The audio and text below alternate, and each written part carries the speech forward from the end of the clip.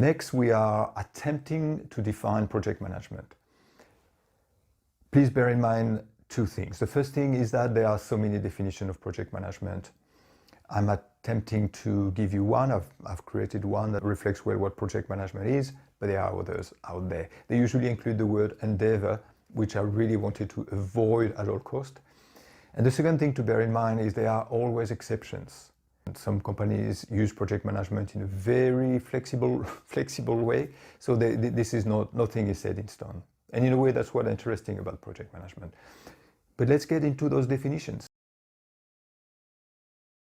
What is project management? Project management is a practice of coordinating the work of a team to achieve a specific goal at a specific time. So the reason why I have a team here is you don't really need a team. I put it in brackets because in my view, a project management, and not only in my view actually, a project management can be a one person. I mean, I'm sure you've heard of these guys running a project on their own. But what is key here is a specific goal at a specific time. So if it's not a very specific goal, it cannot really be called a project management. It's more, business as usual. And at a specific time as well, when it becomes ongoing, when it becomes something recurring that happens every 3 months or even every year, they shouldn't be called projects. They should be given another name. It's a once-off project. Note that the specific goal needs to be large enough or important enough to be a project.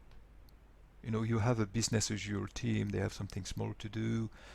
Do they need to have a whole project team with the reporting process in place and with a budget and the likes? Probably not. So it's not a project, it's just an activity that is on top. So to be called a project, it needs to be large enough.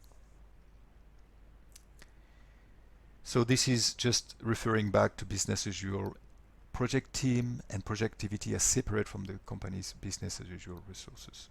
We'll see that sometimes they can be shared resources, but as entities they are considered separate.